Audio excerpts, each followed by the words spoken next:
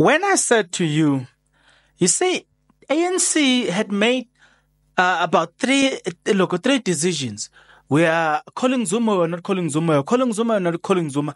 And when I said to you, this is a sign of fear, the message I'm getting from this reaction is that we fear that Jacob Zuma, if we expel him, it's going to work into his political favor.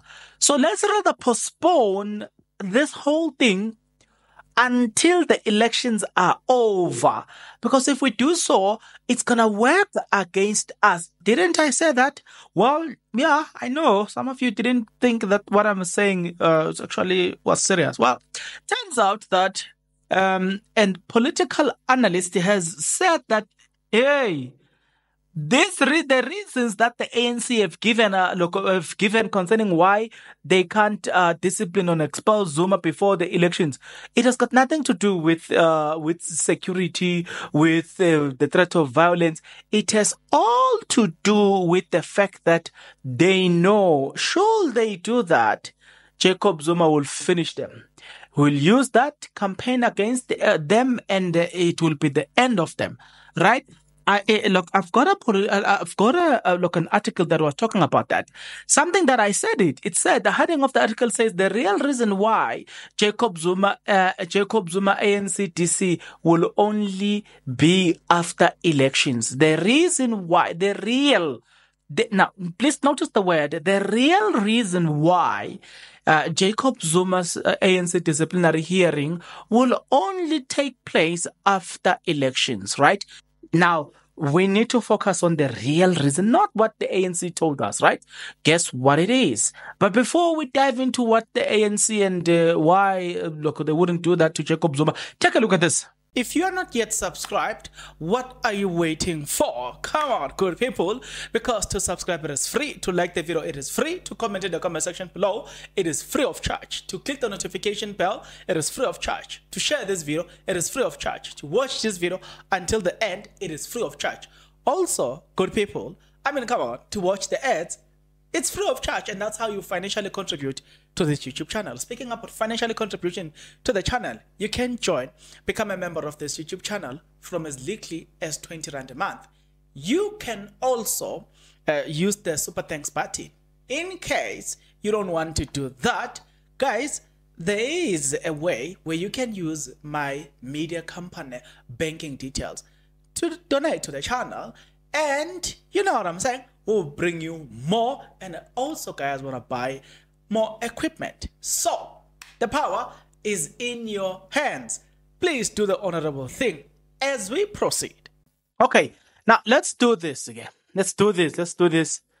There was an article that was written by Mashudu Sadique. Yeah, Mashudu Sadique, multiple media journalist, Pretoria News.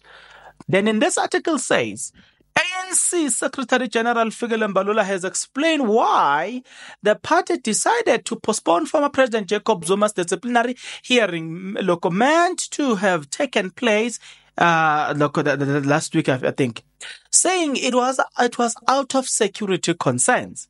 However, political analysts, plural, believe the party moved the hearing until after the elections because they wanted to save face. To get that, they wanted to appear like they are strong. They wanted to appear like, you know what I'm saying, we don't want to lose this thing. You know what I'm saying? They just wanted to buy themselves time, and we are not selling that time. We are not selling that time. You know what I'm saying? We are not selling time here. Yeah, Baba. Time. Right. They wanted to buy face here. But let's continue. Fearing giving Umkhonto weSizwe Party a campaign platform at the ANC back door. Let me repeat this one. However, political analysts, plural, believes the party moved the hearing until after the elections because they wanted to save face, fearing giving the Umkhonto weSizwe Party a campaigning platform at the ANC back door.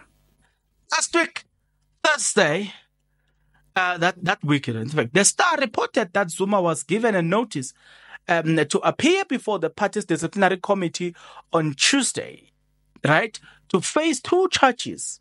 Count two, statement that Zuma contravened Rule 25, 17, 13 of the ANC Constitution for joining or supporting a political organization. Other than that, his alliance with other than that, is an allowance to the ANC, right? So now you see that it's got nothing to do with whatever reasons we were told. There's going to be security reasons. John Steenhuisen, the DA, they were protesting there. What happened to security reasons? Yeah. In December last year, who is now the leader of the MK and the local party face on the ballot on the 29th of May, announced that he will not be campaigning for the ANC but rather for the MK party. Zuma was suspended in January after publicly announcing his support for MK party and now the number one on the MK party election list. He has maintained that he's still a member of the ANC despite his assertion that he will be supporting Umkhonto weSizwe party in the upcoming election. MK spokesperson Tlamulo Ndlela told the Newsroom Africa that Zuma will be ready and available to face the charges, saying that the party will gather outside Luthuli House in support of former President Jacob Zuma. Now, when they heard that, they were like, oh, that's liar. Okay. Yeah, they were like, MK sile. Hey, ngeke asishintshe lento.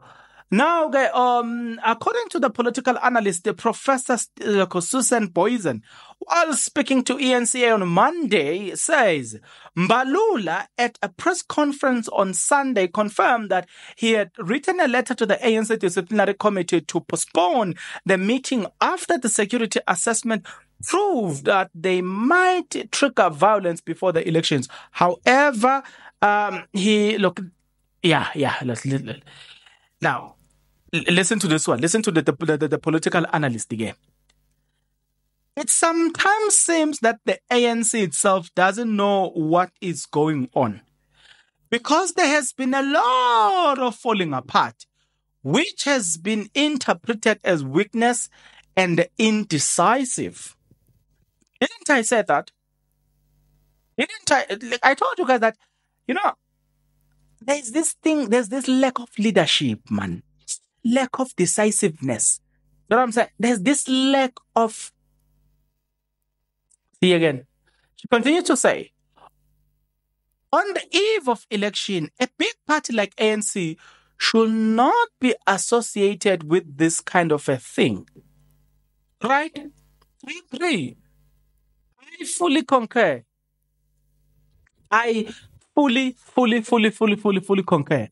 She says first they said that they will be there to support Jacob Zuma in their masses, and something that should have been foreseen by the ANC in their decision-making process.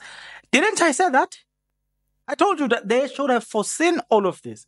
The MK party will have been there anyway.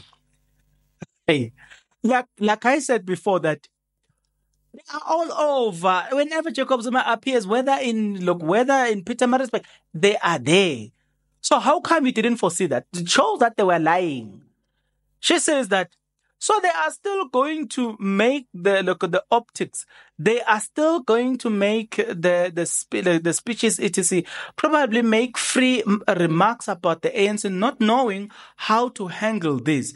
And there will be, it will be interesting, in terms of their own narrative with Jacob Zuma claiming to enjoying dual membership. The ANC seems to be reluctant. So this is a campaign platform that they will use very, very favorably at the time of report that the MK party is going through its own problems like the legal battles, right?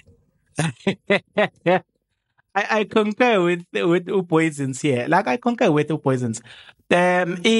Look, these people, right? They there's a lack of leadership. There's a lack of thinking minds, ANC. People that can look at something from a distance and be like, Ish, this and this and this and this is gonna give us problem. Let's try and solve this and this and this and this before it gives us problem. But it appears like I told you that the problem I have with them is that they are reacting. You can't react as a leader. You can't always react. As a leader, you anticipate, right? And how best can I say this to people for people to understand me? You know, when you are a leader, right? You sit. It's like let me break it down like this. Say, for instance, you are leading an organization. You are probably a CEO. You make decisions for the organization. These are the things that you foresee. These are the things that you do, right? You need to understand the objective of the company, the vision of the company, the goals of the company, right? And then you take these three together. You need to understand that what the company is selling in the market, or what is the service that it provides, right? And your responsibility is to make sure that number one, it maintains sales. Number two, if it from maintenance, it improves. Right? Number three, you need to make sure and anticipate that if things were to go south, how are we going to respond as a company? If we were not to make sales for the next year or so, how can we survive? You foresee those things. You're looking at if we have this and this and this and this, so and so in this department, they are working in this department. If they were to get sick, how can we replace them and continue to have production, right? You anticipate all these things. You plan for these things and say, Ish, in a case of eventuality, this is how we're going to respond. If this was to happen, or if a CEO is sick, then we're going to have this person working on behalf of a CEO. That's why you have what we call it an acting CEO, because maybe the CEO is no longer. To get a point, but there's all the company always have to move forward. Plans have to be in place that if the production manager is sick, who's going to stand in for the production manager? You always anticipate these things. How can we make better sales? In case we don't make better sales, that is a leader in the company, leading and anticipating, you know what, should we struggle here? This is what I've got plan B. So when you are running an organization like ANC, it should be run exactly like that, where you assess every single thing. We are campaigning. What will happen if we encounter problems? What are we going to solve? How are we going to solve these problems? Understand? Somebody must take a decisive action as well, and somebody must be firm in their decision. So not this flip-flopping thing. There's lack of leadership. There's lack of decisiveness in the ANC. And that is what is costing them. Remember that in my previous video, I did tell you guys that the problem here, it has got nothing to do with Jacob Zuma. It has all to do with the fact that these people, it's kind of like if it's raining, the water is overflowing, and you can't see the bridge. You know what they do? They take a stick, a long one, and they fill the breach. You know what I'm saying? They fill the breach. That's what the ANC is doing. They're making decisions like that. You can't make a decision like that. You are a leader, man. Come on. And then lastly, what I'm saying is, out of what they are, their characteristics that they are exhibiting and how they handle Jacob Zuma.